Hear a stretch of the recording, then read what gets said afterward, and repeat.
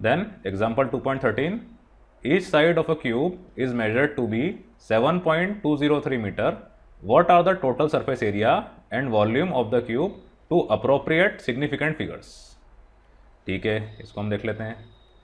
मैं आपको एक बार फिर कहूँगा कि आप सिग्निफिकेंट फिगर्स की थ्योरी मेरे केमिस्ट्री के लेक्चर्स में से पढ़िएगा. उसमें मैंने अच्छे से एक्सप्लेन किया है सिग्निफिकेंट फिगर्स क्या होता है, उसके रूल भी एक्सप्लेन करे हैं, और इवन मैं यहाँ पर भी एक्सप्लेन करूँगा. पर मैं आपको रिकमेंड करता हूँ कि आप वो थ्योरी पढ़कर आएँ तो आपको और अच्छे से समझ में आएगा. चलिए, अब क्यूब की बात करी गई है. आपका क्यूब ऐसा होता है, आप जानते हैं सरफेस एरिया ऑफ क्यूब क्या होता है, 6 into A square, where A is the side of cube. Cube में 6 फेसेस होते हैं, मतलब 6 स्क्वायर्स होते हैं, तो 6 इंटू ए स्क्वायर, क्योंकि स्क्वायर का एरिया साइड इंटू साइड. ठीक, और उसके बाद इसका volume A cube, A into A for length, A for breadth, A for height.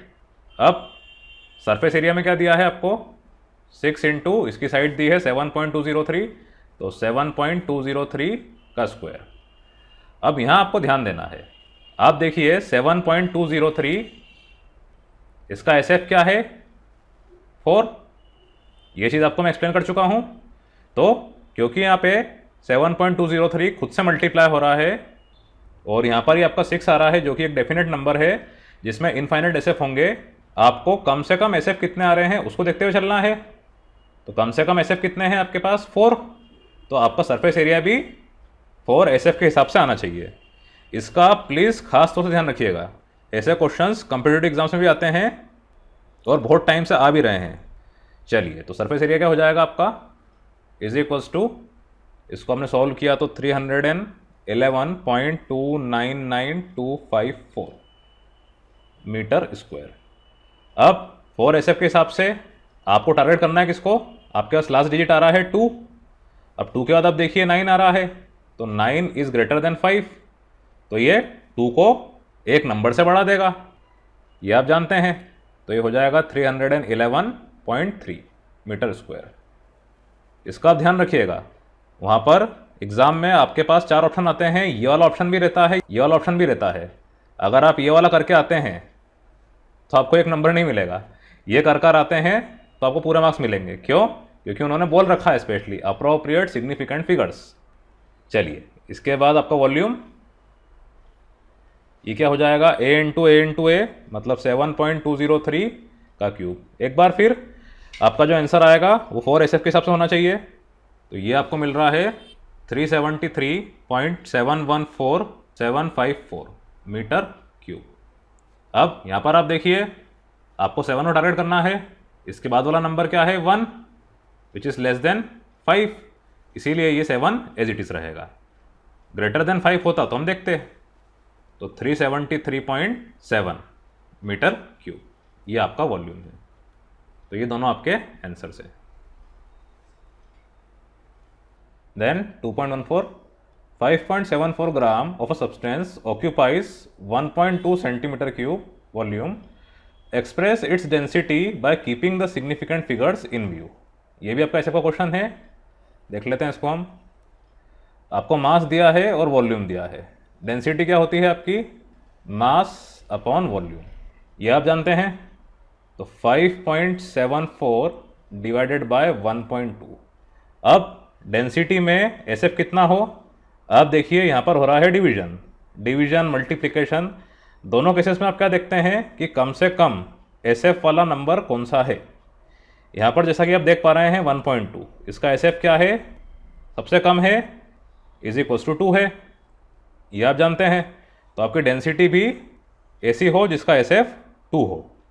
तो इसको आपने सॉल्व किया, 5.74 डिवाइडेड बाय 1.2, ये आपको मिल जाएगा 4.783333 एंड सो ऑन. अब ग्राम मास की यूनिट, वॉल्यूम की सेंटीमीटर क्यूब, तो सेंटीमीटर क्यूब इनवर्स, इस तरह से. अब 4.78, तो आपको एक डेसिमल प्लेस ही चाहिए, आप टारगेट करेंगे इस 8 को. अब 8 5 से बड़ा है तो ये 7 को राउंड अप कर देगा, तो ये हो जाएगा 4.8 ग्राम सेंटीमीटर क्यूब इनवर्स. देख लीजिए आप, बराबर इसका भी एसएफ 2 आ रहा है, तो ये इसका आंसर है. Then 2.15, let us consider an equation half M V square is equals to M G H, where M is the mass of a body, V its velocity, G is the acceleration due to gravity and H is the height. Check whether this equation is dimensionally correct. ये बहुत easy question है। Kinetic energy और आपकी potential energy दोनों energy है, दोनों की unit बराबर जूल होगी। फिर भी हम चेक कर लेते हैं। आपको दिया है हाफ एम वी स्क्वायर, आपकी काइनेटिक एनर्जी लिख देता हूँ मैं। तो यहाँ पर आपका आ रहा है मास एम, हाफ को भूल जाइए, कांस्टेंट से अपना मतलब नहीं है। आपको मास और वेलोसिटी दो फिजिकल क्वांटिटी से मतलब है। तो मास क्या होता है, इसका डायमेंशन m1 L0 T0। खैर इसकी लिखने की ज़रूरत नहीं है, आप डायरेक्टली m भी लिख देंगे समझ में आ जाएगा। मास इन kg is represented by capital M dimensionally. उसके बाद वेलोसिटी क्या होती है आपकी, डिस्टेंस अपॉन टाइम। तो d/t डिस्टेंस ये आपका होता है मीटर में, मतलब लेंथ कैपिटल L डायमेंशनली, और टाइम सेकंड में ये होता है कैपिटल T से। तो L T इनवर्स, तो यहाँ पर भी L T इनवर्स इस पूरे का स्क्वायर। इसको आपने सॉल्व किया तो ये आपको मिल रहा है m, उसके बाद L का स्क्वायर और T इनवर्स का स्क्वायर मतलब T की पावर -2। ये है आपका LHS। उसके बाद RHS आपकी पोटेंशियल एनर्जी, ये भी आप जानते हैं, आपको लिखने की ज़रूरत नहीं है। काइनेटिक एनर्जी, पोटेंशियल एनर्जी, ये तो आपको समझाने के लिए लिख रहा हूँ। अब यहाँ पे भी mgh, तो m मास का तो m आ गया कैपिटल M, और g क्या होता है, एक्सेलरेशन, ग्रेविटेशनल एक्सेलरेशन, ये होता है सिंपली वेलोसिटी अपॉन टाइम। तो वेलोसिटी आपकी थी L T इनवर्स, तो L T inverse upon T मतलब L T की पावर -2, तो ये L T -2, और हाइट मतलब लेंथ, तो ये हो गया L। तो आपने अरेंज किया तो ये M, यहाँ पे L की पावर 1, L की पावर 1, तो 1 + 1 2 हो जाएगा। तो L की पावर 2, T की पावर -2। देख लीजिए आप, here LHS is equals to RHS। तो इट इज़ डायमेंशनली करेक्ट। अगर आपने डायमेंशन पढ़ना स्टार्ट ही किया है तो आपके लिए अच्छा क्वेश्चन था ये।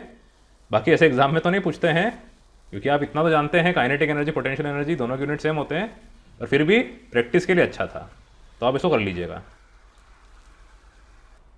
Then example 2.16, the SI unit of energy is joule is equals to kg metre square second square inverse, that of speed v is meter second inverse and that of acceleration a is meter second square inverse. Which of the formula for kinetic energy k given below can be ruled out on the basis of dimensional argument m stands for the mass of body? ये तो बहुत easy question है। आपने क्या देखा, kinetic energy in general क्या होती है, हाफ एम वी स्क्वायर। अभी हमने इसका तो क्वेश्चन किया, मैंने आपको बोला था कि हाफ को आप भूल जाइए, कांस्टेंट से कोई मतलब नहीं है। एम वी स्क्वायर को आपने सॉल्व किया था तो आपकी यूनिट आई थी m L स्क्वायर T -2।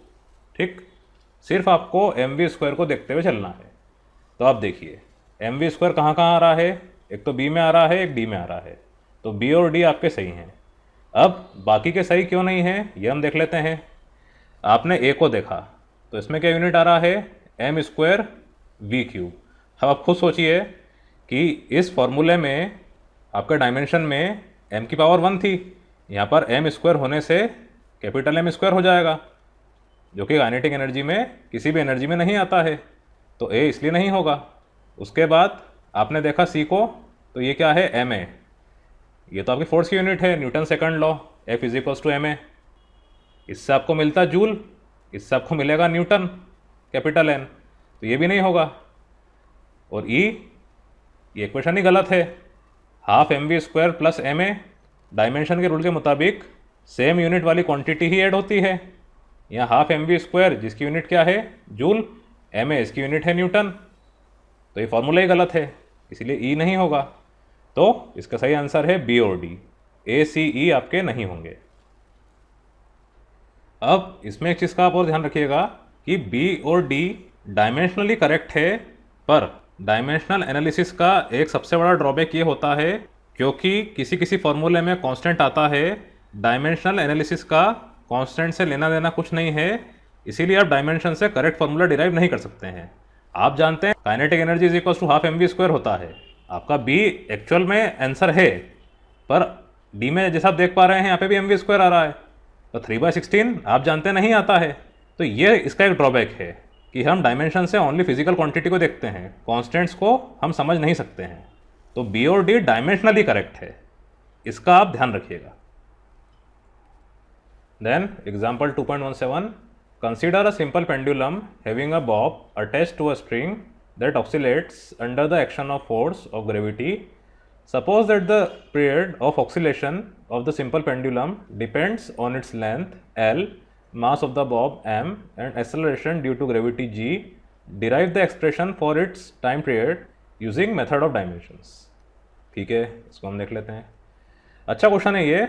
इसमें आप देखिए, आपसे बोला गया है कि पीरियड मतलब टाइम पीरियड कैपिटल टी, ये किस किस चीज़ों पे डिपेंड करता है सिंपल पेंडुलम में, उसकी लेंथ पे।